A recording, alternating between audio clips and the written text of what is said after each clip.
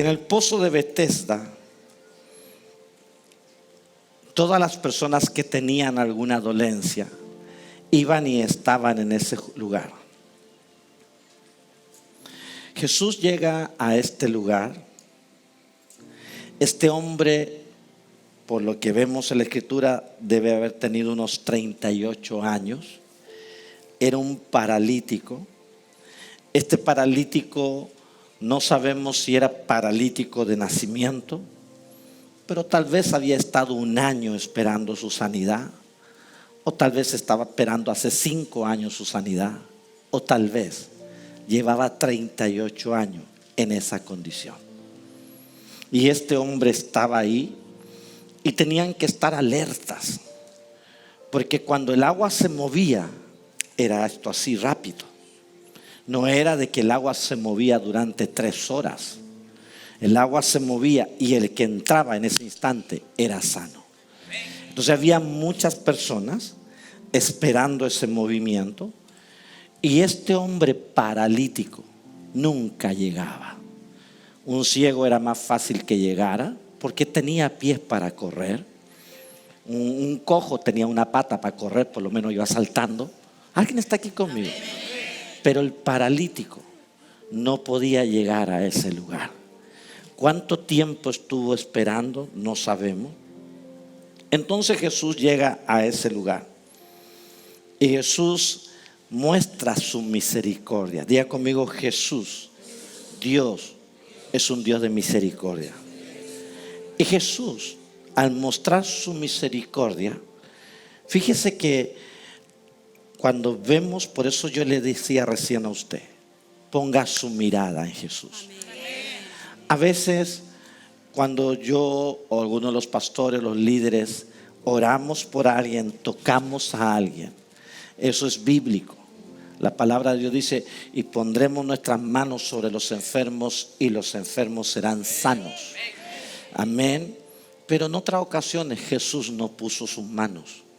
Jesús dio una palabra. Yo quiero conectarlo con algo. Yo le he estado hablando a usted de la gloria postrera. Lo introduje a usted en la gloria postrera. Y le dije a usted que en esta gloria postrera hay un peso en la voz. Hay un peso espiritual. Cuando Jesús hablaba, su voz hacía que el mundo espiritual se detuviera todo. Cuando Jesús hablaba, los demonios se quedaban silenciosos.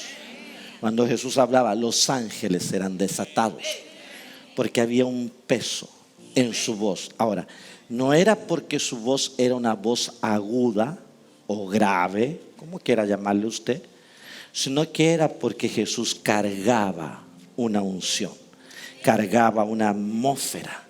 Entonces cuando Él hablaba, y quiero que recordando algo para que usted me entienda, cuando Él hablaba, hablaba desde un lugar. O sea, Él hablaba desde un lugar que Él había sido conquistado a través de la oración. Entonces cuando Él hablaba desde una atmósfera de poder, de unción. ¿Está conmigo? Entonces fíjese lo que ocurre aquí. Jesús le dice a ese hombre: levántate, toma tu camilla y anda. Y dice la escritura, ya lo vamos a ver, que ese hombre al instante fue sano. No dice que le echó fuera el demonio de parálisis, por así decirlo. No dice que le puso manos. Dice que le dijo: levántate y camina. Quiero que entendamos algo, iglesia, líderes. ¿Podemos poner manos sobre los enfermos para que sanen? Sí, es bíblico. ¿Podemos ungir a las personas con aceite? Sí, es bíblico. ¿Puede ungir usted a su suegra con aceite hirviendo? Sí, lo digo yo. Tan serio. Es bíblico. Poner manos, ungir con aceite, es bíblico. Pero tenemos que entender dónde estamos hoy. ¿Lo podemos hacer hoy? Sí, lo podemos hacer. Pero hay muchas cosas que van a ocurrir solo porque Dios las quiere hacer. No va a ser la intervención de un hombre, No va a ser la intervención de una mujer, solo Dios va a operar. Y yo estoy expectante en esta temporada. Yo estoy expectante de ver una persona llegar en silla de ruedas y mientras estemos orando, se para. Porque estamos hablando de la gloria postrera. Entonces Jesús ya nos manifiesta esto. Y Jesús le dice a este hombre, le dice, levántate, toma tu camilla, eres sano. Pero siempre va a haber alguien que va a criticar. Siempre va a haber alguien que va a criticar la obra de Dios. Siempre va a haber alguien que va a decir, esos testimonios estaban arreglados. Pégale un codazo. Siempre va a haber alguien. Y dice la Biblia, ya lo vamos a leer. Dice que era un día sábado y según la ley, en el día sábado nada se podía hacer. Recuerde que los israelíes, ellos viven bajo la religión del judaísmo, ¿no es cierto? No son judíos, son israelíes. Aprenda algo. Cuando usted habla de la gente de Israel, no son judíos, la religión es judía, pero ellos son israelíes. Entonces, los israelíes profesan la religión o el judaísmo, la religión judía. Y para ellos el sábado es un día de descanso. Para ellos es un día de no hacer nada, incluso no orar por los enfermos.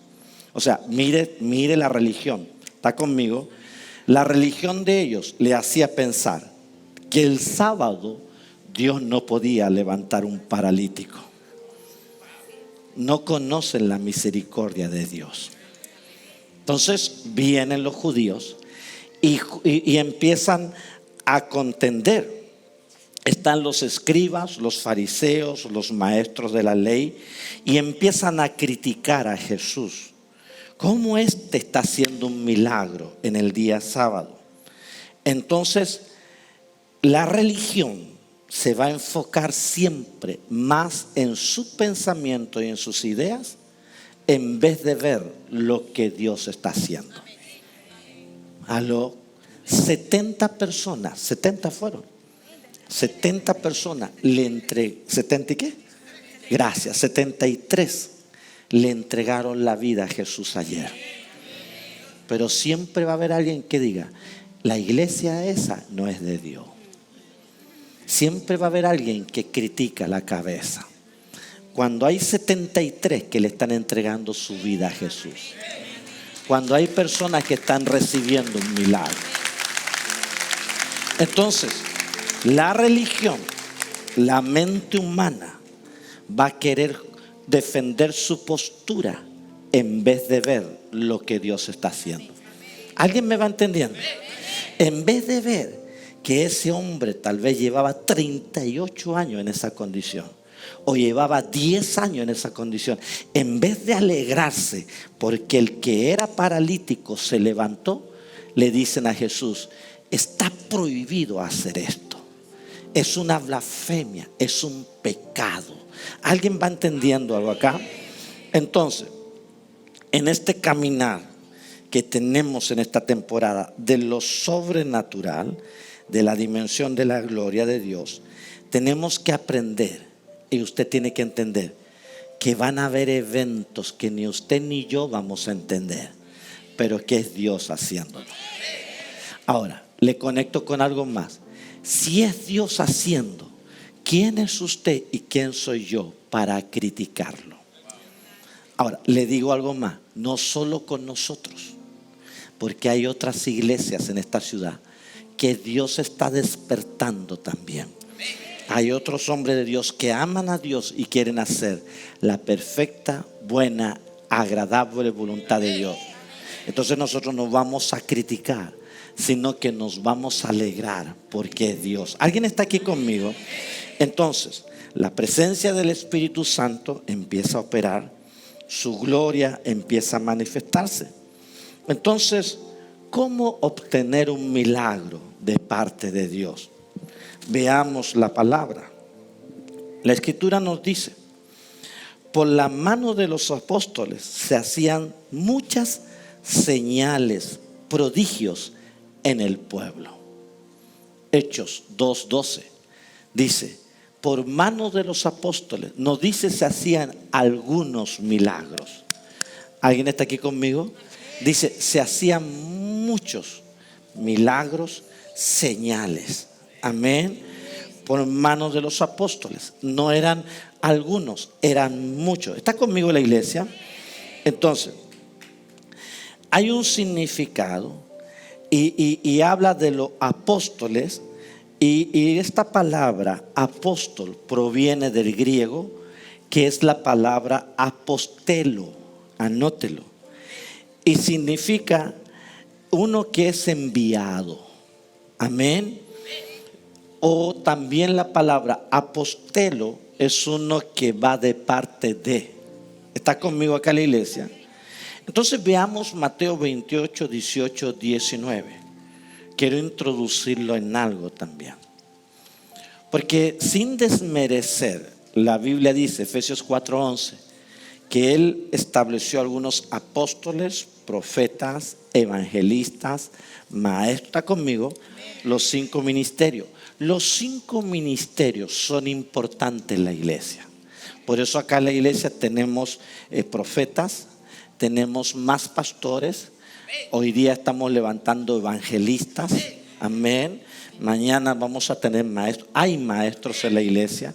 Gente que tiene una gracia para enseñar y van a ser maestros.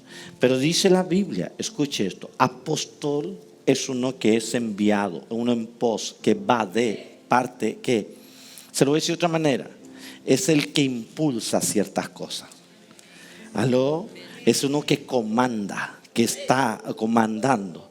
Entonces, veamos la escritura. Dice el libro de Mateo 28, 18, 19. Jesús se acercó y les habló diciendo: toda potestad me es dada en el cielo y en la tierra, por tanto id y haced discípulos a todas las naciones, bautizándoles en el nombre del Padre, del Hijo y del Espíritu Santo. ¿A quién les está hablando? ¿A quién le está hablando Jesús? Le está hablando a los apóstoles, que eran sus discípulos. ¿Alguien me sigue? Entonces Jesús dice: a mí se me fue dada toda potestad y ahora yo transfiero esta potestad. La palabra potestad es la palabra autoridad. Anótelo. Pero también la palabra autoridad es la palabra derecho legal. Entonces Jesús está diciendo: todo derecho me fue dado para liberar a los que están en cautiverio. Tengo todo derecho para echar fuera demonios. Eso está diciendo Jesús, quiero que me entienda. Ahora Jesús dice: por tanto, lo que a mí se me ha dado, yo se lo doy a ustedes. Les doy esa potestad, les doy esa autoridad, les doy el derecho legal. ¿Está conmigo? Marcos 16, 18 dice: y les dijo: id por todo el mundo y predicad el evangelio a toda criatura. El que crea y sea bautizado será salvo, pero el que no crea será condenado. Estas señales seguirán a los que creen. Aló, fíjese esto. No es ir detrás de las señales. La Biblia dice: las señales seguirán a los que crean. Entonces la pregunta es: ¿usted está creyendo? Porque cuando usted está creyendo, hay señales que le van a comenzar a seguir. Ahora, ¿qué dice la Biblia? Sigamos viendo ahí, no sé si lo alcanzaron a poner. ¿Qué dice? Estas señales seguirán a los que crean. Y aquí están las señales: en mi nombre echarán fuera demonios, hablarán nuevas lenguas, tomarán serpientes en las manos, y aunque beban cosas mortíferas, no le hará daño. Sobre los enfermos pondrán sus manos y serán sanos. ¿Está conmigo?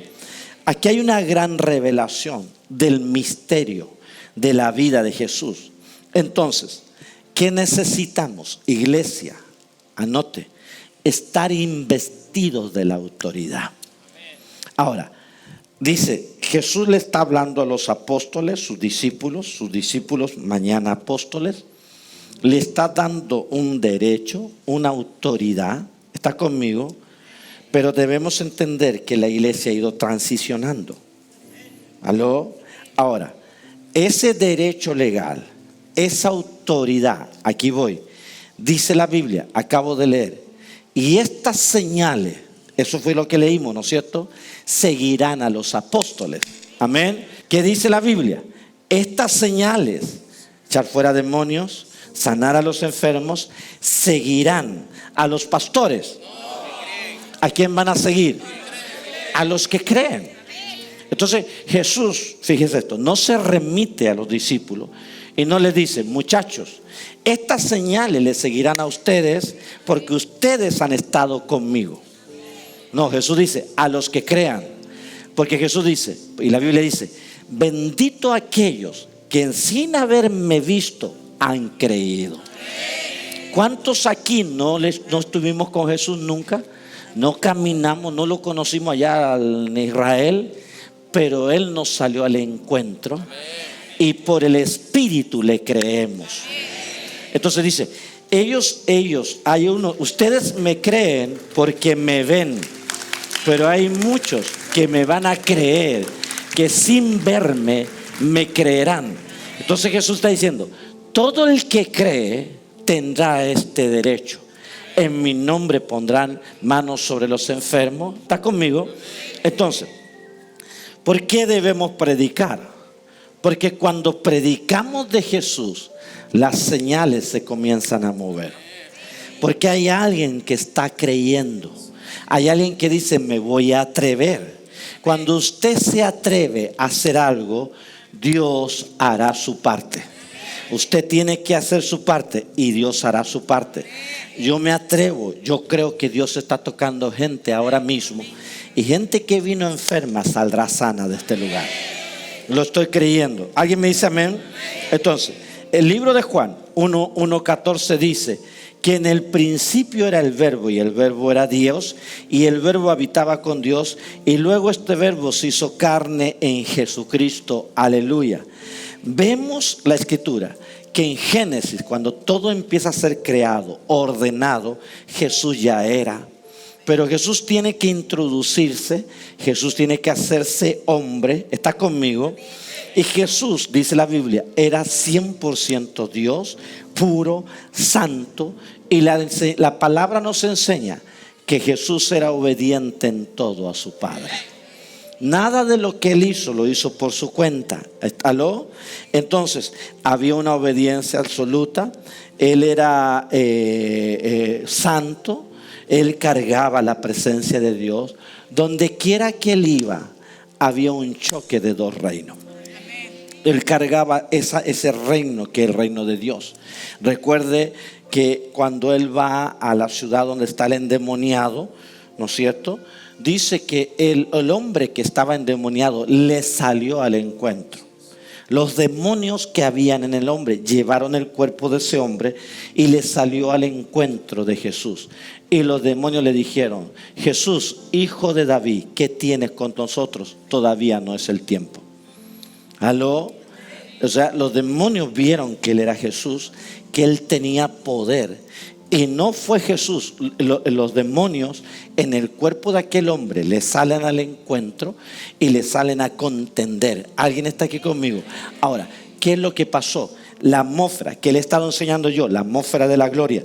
La atmósfera de la gloria. Oye, si alguien me entendiera esto, si alguien pudiera captar en el espíritu lo que estoy diciendo, la atmósfera de Jesús iba adelante metros.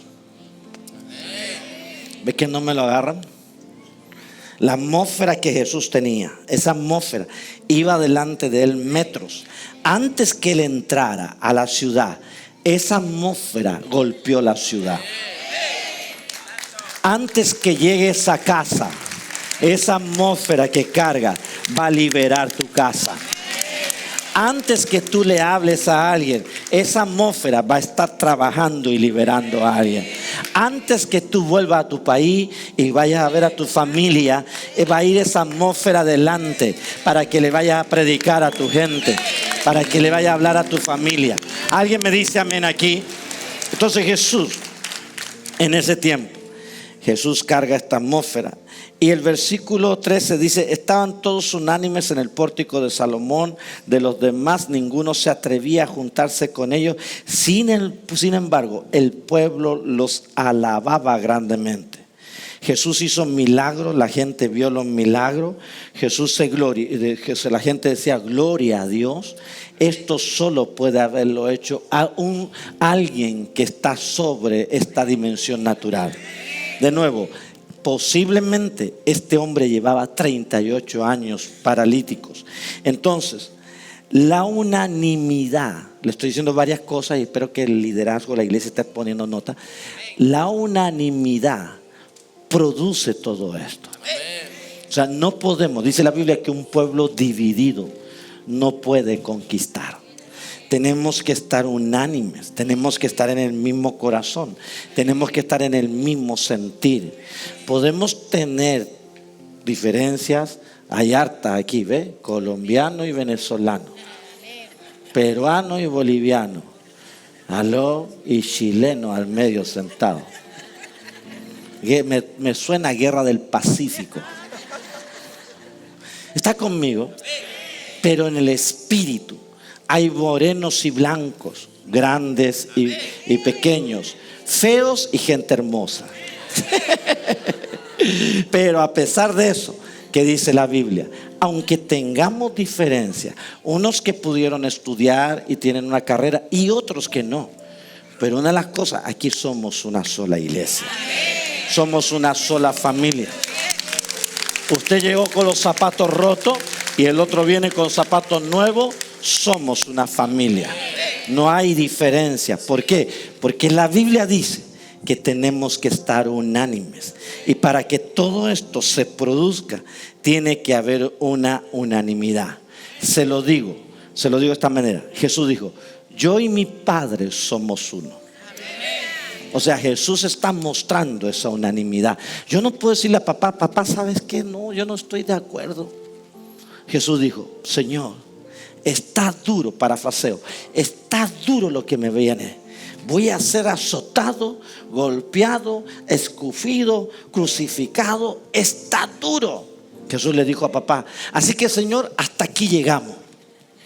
Me gustó todo, estuve con Moisés ahí en la transfiguración, me gustó todo lo que hice, caminé sobre la agua, estuvo lindo, me gustó haber sanado gente, estuvo bueno, Señor, eso, papá, estuvo extraordinario, pero lo que me viene, no, hasta aquí llego.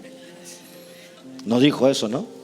Le dijo: está duro, pero que se haga tu voluntad. O sea, Jesús está diciendo: Padre, no importa cómo esté caminando la cosa, yo estoy uno contigo. Entonces, para que todo esto ocurra, ¿qué tenemos que hacer? Estar unidos, unánimes. Podemos tener diferencia, amén, pero tenemos que estar en el espíritu, unánimes. ¿Está conmigo la iglesia? Entonces, le digo algo más. La unidad atrae la presencia de Dios. Me estoy adelantando harto, tengo mucho, pero por la hora estoy corriendo. La unidad trae la presencia. Usted lo puede ver en el Salmo 133. Dice Salmo 133: qué bueno y delicioso es estar los hermanos juntos en armonía. Unánimes en el mismo sentir, unánimes en el espíritu. Dice que cuando Dios derrama su óleo, su aceite sobre la cabeza, y ese óleo y ese aceite baja, ¿no es cierto?, a todas las personas. Jesús no se avergonzó del evangelio. Romanos 1:16 nos habla que no debemos avergonzarnos del evangelio, porque el evangelio es paz, libertad. ¿Está conmigo? Tráigalo. Vamos a testificar para que usted vea que lo que yo predico no es tontera, es real. Porque el Dios que yo sirvo es un Dios real.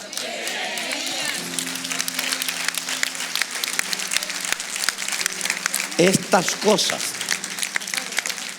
van a empezar a ocurrir de continuo. Apóstol, la hermana Yonerdis, cuenta que cuando estaban acá, el niño llegó con un dolor en su cuello. Ella es la tía de él y llegó con un dolor fuerte aquí en su cuello, y él tenía una protuberancia, tenía un bulto aquí en su cuello. Entonces dice que le decía: tía, me duele, me duele, me duele. Entonces decía: ya, tranquilo, tranquilo. Y cuando usted comenzó la prédica y comenzó a predicar sobre la sanidad y comenzó a decir: aquí va a suceder algo, prepárense, que algo va a suceder. Dice que ella recibió esa fe y dice que dijo: voy a buscar a alguien que me ayude para orar, porque algo va a pasar, Dios lo va a sanar. Y dice que buscó, y estaba la ministra cerca, y le dijo: ministra, mire, y ella vio que tenía la pelota aquí, era evidente. Y dice que cuando ella se acerca y comienza a orar, en el instante se desapareció este bulto. El niño cuenta que ya no tiene dolor. Hace un año que él lo tenía en su cuello, y él me decía a mí, ahí me decía: hace un año que lo tenía y me dolía, y ahora ya no lo tiene, ya no hay dolor, él está sano para la gloria de Dios. Wow. ¿Tú eres la tía? Sí. Amén. ¿Cómo se llama el muchacho? Él se llama Leiber. Ben Leiber. Salúdame. Gloria a Dios. Él tenía una pelota muy grande acá desde hace tiempo. Bueno, yo no sabía exactamente, me acaba de confirmar él que hace un año. Entonces, justo cuando veníamos y él no tenía dolor, pero justo se sentó y empezó: tía, me duele, tía, no aguanto. Justo iba pasando la ministra Angie y le pedí ayuda. Le dije: ministra, por casualidad, usted tendrá un poquito de aceite, el niño tiene mucho dolor y no lo aguanta. Y entonces me dijo: ya, sí, venga, vamos a orar. Y empezó a orarle y a declarar la palabra. Y ella misma corroboró la bola grande que él tenía acá, y como fue disminuyendo hasta el punto que desapareció. Y luego cuando ella le dice: ¿te sientes el dolor? Y él le dijo: no lo tengo. Y él mismo testificó que sintió como una calor, algo así. ¿Qué sentiste? Un calor que me bajaba hasta los pies. Un calor que le bajó por todo el pie, y él dice que le salió, el dolor le salió. Gloria a Dios. Usted se puede poner en pie y darles aplauso a Jesús. Gloria a Dios. Pero déselo de verdad. Iglesia, mire. ¿Qué edad tienes tu hijo? 10. ¿Usted cree que un niño de 10 años podría tener tanta imaginación para inventar algo así? Esto es legítimo de Dios. Gloria a Dios. Denle el aplauso grande a Jesús.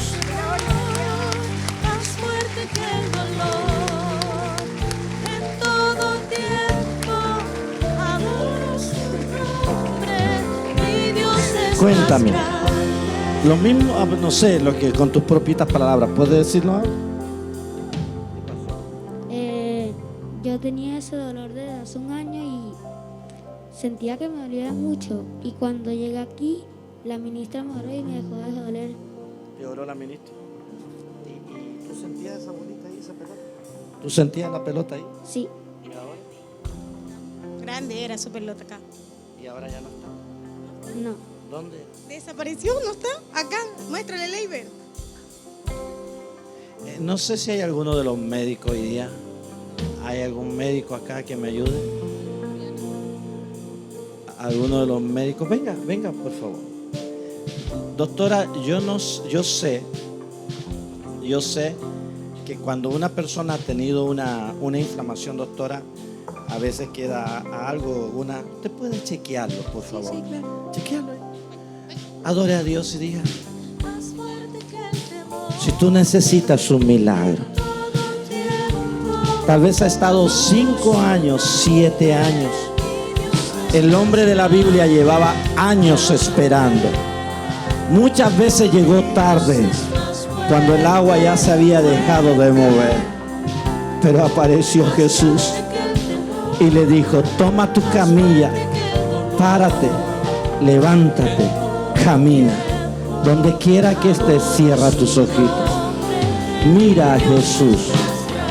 No mires al hombre que pueda estar aquí delante o el que está a tu lado. Mira a Jesús que conoce tu necesidad y dile: Señor, tócame.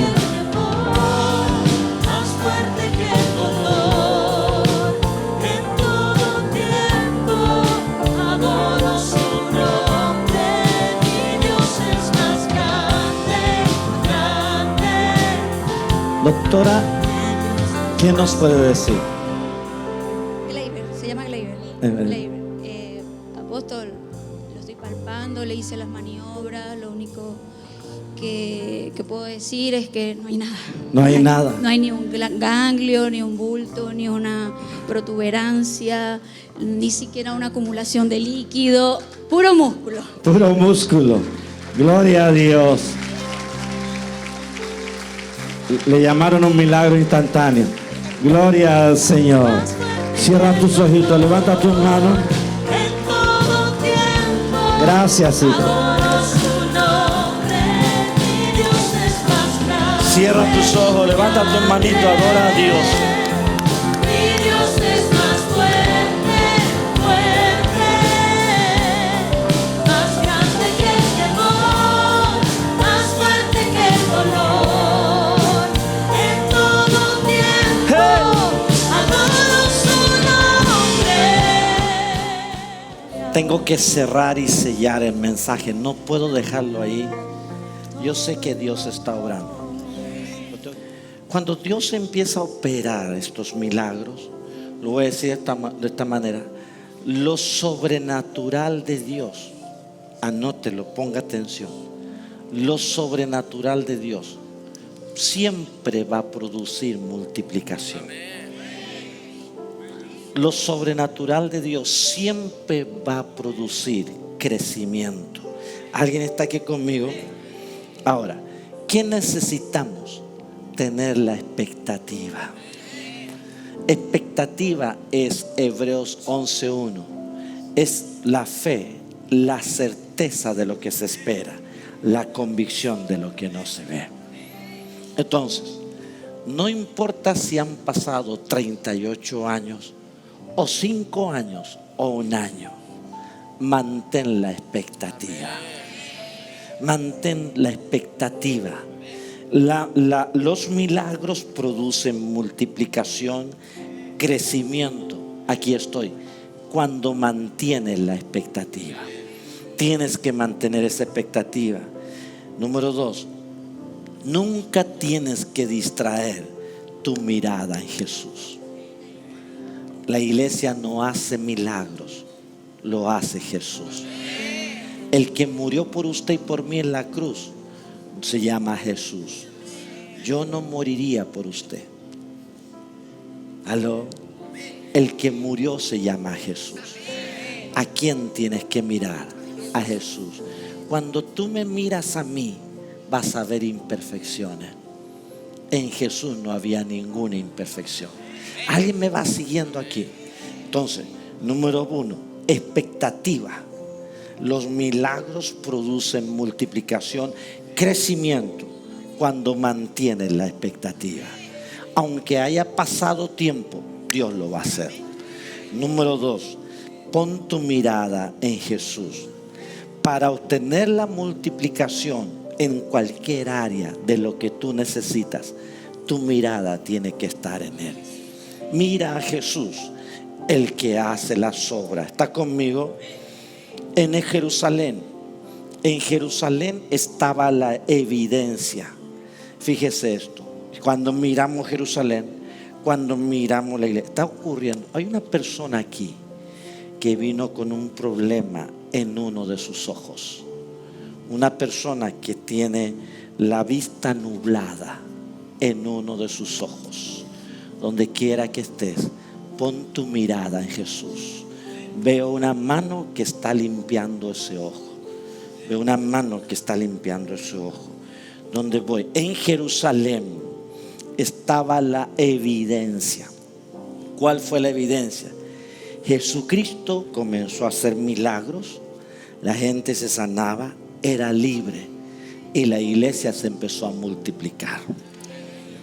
Libro de los Hechos en adelante. wow, su presencia está muy fuerte. Cuando bajó el Espíritu Santo, descendió, moró en ellos. Eran unos poquitos que habían quedado. Pero dice la Biblia, dice la Escritura, que cuando ellos comenzaron a predicar, fíjese esto, dice la Biblia, Pedro predica por primera vez. El que había estado llorando, el que había negado a Jesús, ¿alguien va conmigo? Predica por primera vez, y dice la Biblia, como 3,000 personas fueron añadidas. Entonces, ¿cuál es la evidencia? Le estoy hablando de evidencia del que esto funciona, que es real, que trabaja. ¿Cuál es la evidencia? La iglesia comenzó a ser multiplicada. Por eso que Dios, hay dos razones le voy a dar, solo dos. Hay dos razones por qué Dios opera todos estos milagros. Número uno, para Él mostrarse que Él es real. Lo que acaba de ocurrir con el niñito, Él se está mostrando, yo soy real, yo soy Dios. ¿Aló? Y la segunda, le doy dos solamente. La segunda es para que aquel que no crea siga creyendo. Yo no he tenido milagros inmediatos. He orado por muchas cosas en mi vida y sigo orando, pero no lo he obtenido aún. Pero cuando veo estos milagros, ¿sabe lo que me pasa? Mi fe se afirma. Mi fe se afirma. Digo yo, si Dios lo hace, Dios lo puede hacer conmigo. Si Dios está haciendo algo con tu familia, Dios lo puede hacer con mi familia. Si Dios está haciendo algo con el hermano de al lado, Dios lo puede hacer contigo. Entonces, número uno, Dios opera, manifiesta estos milagros para mostrarse Él como el Dios de milagros. Número dos, para que nuestra fe sea afirmada. Entonces, todo esto en estos tiempos va a ocurrir para que venga, aquí voy, la cosecha de los últimos tiempos. ¿Y cuál es la cosecha de los últimos tiempos? La gran cosecha de almas. O sea, Dios hace esto para que la gente que no crea pueda o creer. Entonces, ¿qué se requiere? Ingredientes. ¿Qué se requiere para operar en esta dimensión? Tres cosas: pureza, santidad y el testimonio de Jesús. Usted puede ser puro, pero si no habla de Jesús, no tiene completo. Pureza, santidad y hablar de Jesús. Cuando usted empieza a hablar de Jesús, algo va a ocurrir. El hermano nos contaba, la mujer ayer, 73 personas le entregaron su vida a Jesús. Fíjese esto, yo no organicé eso. Los evangelistas vinieron y me dijeron, queremos salir a predicar ahora masivamente. Y yo, bueno, háganlo. ¿Dónde quieren ir? Hospicio, una plaza, vamos a ir todos y vamos a ir a evangelizar allá. Y mire el resultado. Yo no fui, lo hicieron los evangelistas que llevan ¿cuánto? 3 meses, 4 meses en el departamento de evangelismo. ¿Alguien me dice amén? Entonces, ¿cuáles son los ingredientes requeridos? Pureza, santidad y el testimonio de Jesús. Cuando usted no tiene estas tres cosas, usted está corrompiendo la unción. Anótelo. Cuando usted no tiene el testimonio, usted corrompe la unción. Cuando no hay pureza, usted está corrompiendo la unción. Mucha gente hoy día está corrompiendo la presencia de Dios. No hay santidad, no hay pureza y no están testificando de Jesús. ¿Alguien me dice amén? Entonces, Dios es poderoso, omnipotente. Y lo que le puedo decir para terminar ya de una vez, estamos y tenemos la oportunidad más extraordinaria. ¿Sabe qué? Somos privilegiados.